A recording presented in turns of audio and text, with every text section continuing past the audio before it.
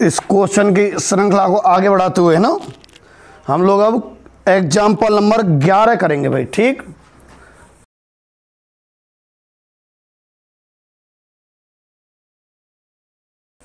आपको एग्जाम्पल 11वां आपको दिया है यहां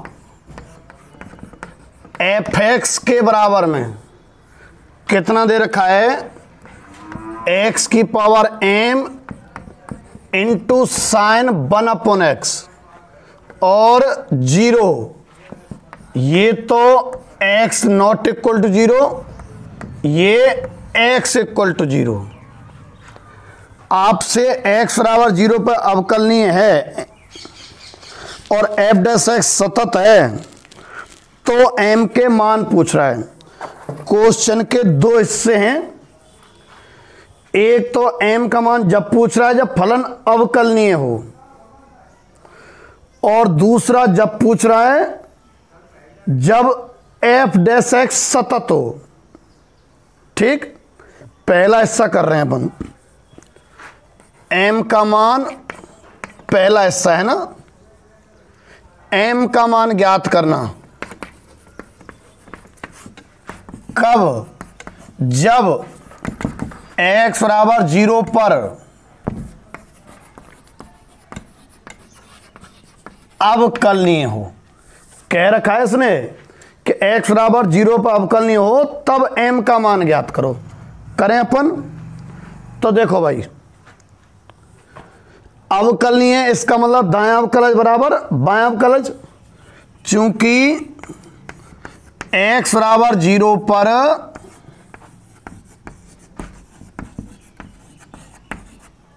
अवकलनीय है, अतः दायां अवकलज बराबर बायां अवकलज। ठीक है, चूंकि x बराबर 0 पर अवकलनीय है, अतः दायां अवकलज बराबर बायां अवकलज तो है। ज्ञात नहीं करने क्या होंगे कि नहीं होंगे बराबर, ये तो हैं। आप तो m का मान विचार करो। तो देखो हम दायां अवकलज निकाल के देख रहे हैं। ऐसे क्वेश्चन पॉइंट 1 में 6.1 में भी आ चुके हैं। m का मान ज्ञात करने के लिए हम क्या करते हैं, चलो दायां अवकलज का अध्ययन करते हैं। लिमिट h टेंड्स टू 0, सब लोग जानते हैं दायां अवकलज क्या होता है।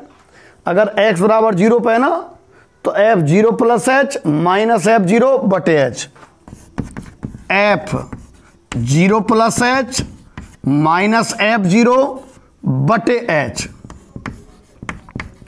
Limit h tends to 0, f0 plus h का मतलब h है, 0 प्लस h मतलब h। तो x की जगह क्या रखना है आपको, h रखना है। तो x की जगह h रखो, h की power m sign 1/h minus f0 तो 0 बटे h। ये आया limit h tends to 0, h की घात m है और h की घात 1 है। इससे इसको काटेंगे तो एक घात कम हो जाएगी ना, m-1 हो जाएगी। तो h की पावर m-1 इंटू में साइन 1/h। अच्छा, लिमिट h टेंड्स टू 0, चाहे मैं अब h का मान ही रख रहा हूं भाई, h का मान रखते हैं तो फिर लिमिट लिखने की आवश्यकता नहीं पड़ती है। तो h का मान 0 रख दिया ना, 0 की पावर m-1 और साइन अनंत, 0 की पावर m-1 और साइन अनंत है -1 से 1 तक। अब देखना जरा, यदि जीरो की घात ऋणात्मक हो जाती है, कौन, m-1 ऋणात्मक हो जाता है तो जीरो बटे में चला जाएगा ना और अनंत बन जाएगा, तो अवकलनीय की संभावना ही नहीं है। अवकलनीय कहाँ से हो सकता है? अवकलनीय तब होगा जब दोनों मान, एक तो राशि प्राप्त होनी चाहिए फिक्स, तभी तो तुलना हो पाएगी। तो यदि यहां साइड में लिख देंगे अपन, यदि साइड में लिखो चाहे यहां लिख दो, बीच में कोई फर्क ना पड़ेगा। यदि m-1 लेस देन जीरो हो, मतलब ऋणात्मक हो लिख रहा है, जो नहीं दिख रहा है ना थोड़ा सा, तुम्हें कुछ नहीं लिख रहा खास, देखो मैं कर देता हूं इसको, हो, ठीक है। तो यदि m-1 लेस देन जीरो हो तो ऊपर घात कैसे आ जाएगी? ऋणात्मक। भाई m-1 ऋणात्मक हो गया तो जीरो की घात क्या आ जाएगी? ऋणात्मक। तो जीरो की पावर जो m-1 है ना, वो क्या बन जाएगा? अनंत होगा, ठीक। और अनंत आ जाएगा तो दिक्कत है। क्या दिक्कत है? ये अनिश्चित हो जाएगा। दायां अवकलज, चाहे देखो बीच में लिख देते हैं पूरा विवरण ढंग से ही, जो तुम्हें समझ में पड़ जाए। ये लाइन ही लिख देना आप तो, क्या यदि m-1 लेस देन जीरो हो तो जीरो की पावर m-1, ठीक है, जीरो की पावर m-1 कैसा रहेगा? अनंत। अर्थात ये समझो कि दायां अवकलज अनंत आ गया, दायां अवकलज क्या हो जाएगा? अनंत। तो अवकलनीय नहीं होगा फिर तो। भाई अगर दायां अवकलज अगर अनंत आ जाता है ना, तो फिर अवकलनीय कहां से हो जाएगा?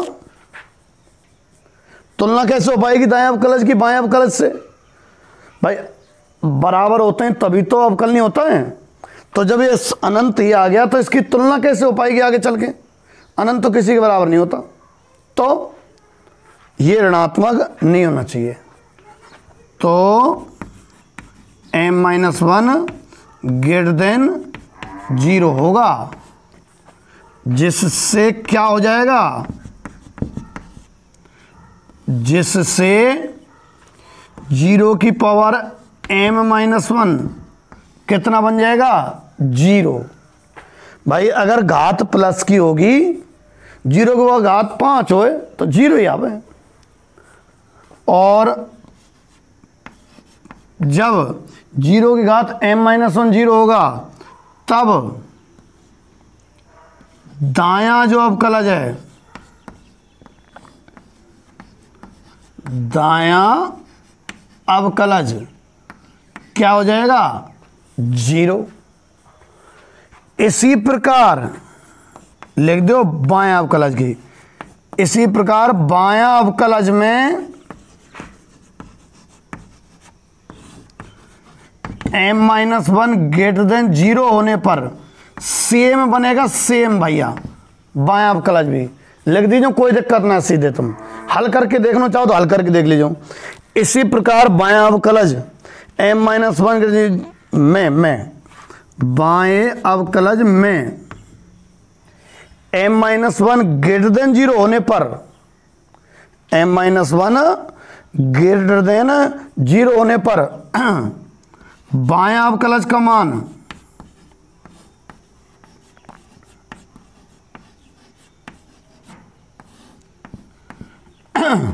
बायां अवकलज का मान कितना होगा भाई? जीरो। तो फलन अवकलनीय होने पर, या फलन अवकलनीय होने के लिए m क्या होना चाहिए भैया? ग्रेटर देन 1, ये शर्त निकली। सेम क्वेश्चन पॉइंट 1 में था, उसमें m ग्रेटर देन 0 निकला था सतत के लिए, ठीक है, और इसमें m ग्रेटर देन 1 निकला है।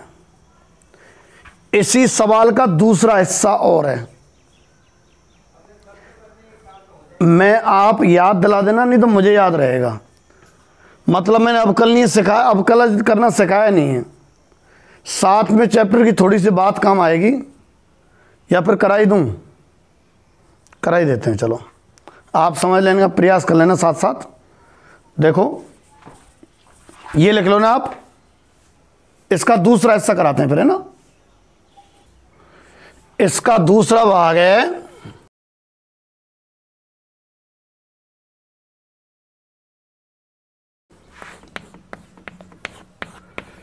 m का मान ज्ञात करो, ठीक है, जब f डैश x सतत हो, जब f डैश x सतत हो। तो सतत तो आप जाने हो कितने पर, x बराबर 0 पर। बहुत ज्यादा दिन तो हो नहीं है, सतत की शर्त तो ध्यान होगी। 3 चीजें बराबर होनी चाहिए थी सतत में, f0 माइनस h का मान अगर 0 है तो, f0 का मान और f0 प्लस h का मान। अगर f की सततता देख रहे हैं तो, यहां f की नहीं देख रहे भाई सततता, कौन की देख रहे हैं, f डैश x की। ध्यान रखना, अगर फलन की सततता देखते हैं तो f लगता चला जाएगा, और f डैश x की डैश का मतलब है अवकलज, हालांकि मैंने बता दिया तुम्हें शायद, ठीक है, अवकलन कयो करायो, है ना, जो अभी और लिख भी दूंगा मैं संग संग। तो इसकी सततता देखेंगे, लिख रहा हूं मैं, सतत तो है, सततता नहीं देखनी है, m का मान ज्ञात करना है। x बराबर 0 पर f डैश x सतत है, तो लिख रहा हूं मैं, चूंकि x बराबर 0 पर f डैश x सतत है, चूंकि x बराबर 0 पर f डैश x सतत है, तो इसका मतलब f डैश का तो 0 माइनस h, और f डैश का 0, और f डैश का 0 प्लस h, तीनों क्या हैं भैया, बराबर हैं, इसका मतलब, ठीक, इसका मतलब तीनों मान बराबर हैं। अच्छा, f डैश तो है ही नहीं हम पे तो कितना है मात्र f x ही है, f डैश x तो है ही नहीं है, तो पहले f डैश x निकालो, फिर उसके लिए इन तीनों मानों को देखेंगे कि m का मतलब क्या निकलने वाला है। पहले f डैश x हो हम पे तो ही प्रक्रिया चालू होगी, f डैश x नहीं है, f x है, f डैश x का रहे अवकलन रहे भाई, ठीक है। तो 11वीं में फिजिक्स में पढ़ा होगा आपने, और मुझे ध्यान आ रहा है मैथ में भी है कि छोटा मोटा अवकलन, हाँ है ना, एक चैप्टर u इंटू बी का सूत्र होता है, दो फलनों के गुणा का, u जो कि तो b का और b जो कि तो u का, वो वाला काम आएगा। इस क्लास में 7वां चैप्टर अवकलन ही अवकलन है। ये क्वेश्चन इसमें दे दिया है, उससे पहले वो इसलिए दे दिया है कि बुक वाले के अनुसार आप 11th में अवकलन करना सीख चुके हो। अब ये परमात्मा जाने आपको याद है या नहीं है। इसकी सततता, यह सतत तो है, इनको बराबर करेंगे, बराबर जब करें जब f डैश हमारे पास उपलब्ध हो। मैं f डैश लिख रहा हूं, है ना, कैसे, पुनः f डैश कहां से लिखूंगा साहब, इनको अवकलन, 0 का अवकलन तो 0, इसका कैसे करोगे आप, गुणा के नियम से, u इंटू बी के नियम से। जिनको नहीं पता है बस अवकलन जितना मैं समझा रहा हूँ उस हिसाब से कर लेना। इसी इसका यू ज्यों की त्यों, क्या रामायण चल रही है? क्वेश्चन में दूसरा हिस्सा है, कह रहा है एम ज्ञात करो जबकि एफ डैश एक्स सतत है। तो एफ डैश एक्स से सतत करेंगे जटी एम को मान आ जाएगा, पर एफ डैश एक्स से सतत जब करें जब एफ डैश एक्स हमारे पास होए। तो ला रहे हैं f dash x u into b से, u ज्यों की त्यों v का साइन 1/x का कॉस 1/x, u ज्यों की त्यों इसका कर रहा हूं मैं साइन 1/x का कॉस 1/x इंटू कितने का करना पड़ता है? सुनो, अगर ये सिंपल साइन x होता तो कॉस x, पर x ना हो के कितना है ये 1/x है, तो इसका और करना होता है, मतलब x के अलावा कुछ और आ जाता है ना तो उसका बगल में और करना होता है अवकलन। तो 1/x का नहीं पता हो ना, -1/x²। फिलहाल याद कर लो, काम चला लो, -1/x²। देखो क्या किया है, u ज्यों की त्यों b का प्लस v ज्यों की त्यों कौन साइन 1/x और u का कितने को x की पावर m का m x की पावर m-1। ठीक है, हो गया। इसको ये तो कब है जब x नॉट इक्वल टू 0, ये कब है जब x इक्वल टू 0। थोड़ा बहुत और सहूलियत से लिखा हुआ आ जाए तो देखूं मैं जरा,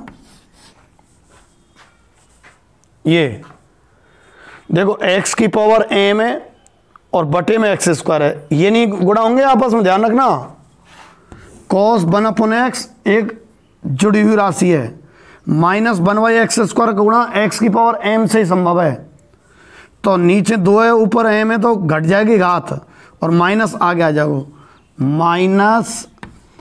-x की पावर m-2।